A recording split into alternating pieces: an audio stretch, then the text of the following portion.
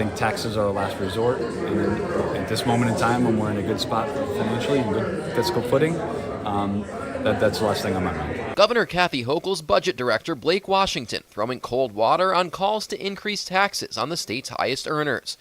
Washington says New York is in a better financial place than anticipated, in spite of high spending and trouble in the nation's capital, and he argues shrinking budget gaps and higher Wall Street tax receipts don't point to raising taxes. To the extent that we have enough revenue on hand to support the things that New Yorkers care about, if we have resources to make investments that the governor and the legislature care about, then so be it. Existing clamoring among progressives to hike those taxes has reached a fever pitch among New York City Mayor-elect Zohran Mamdani's victory and his sweeping agenda, which would require state buy-in. The most important thing is to fund the agenda. It has also become a campaign issue in the budding showdown between Hochul and Congresswoman Elise Stefanik in the race for governor. I believe Kathy Hochul ultimately will bend the knee and raise taxes. You said, quote, "I've said there's no new income taxes."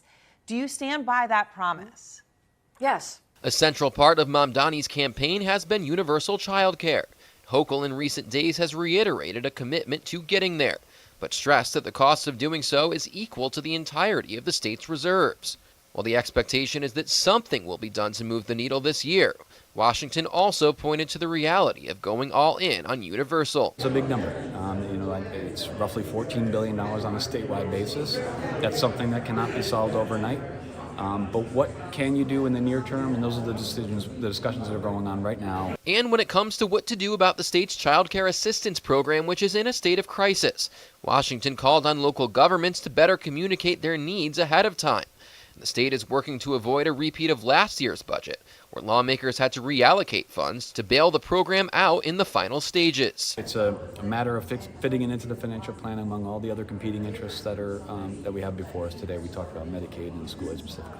Thanks for watching our YouTube channel. Let Spectrum News be your resource for balanced, in-depth political coverage. And click the subscribe button here.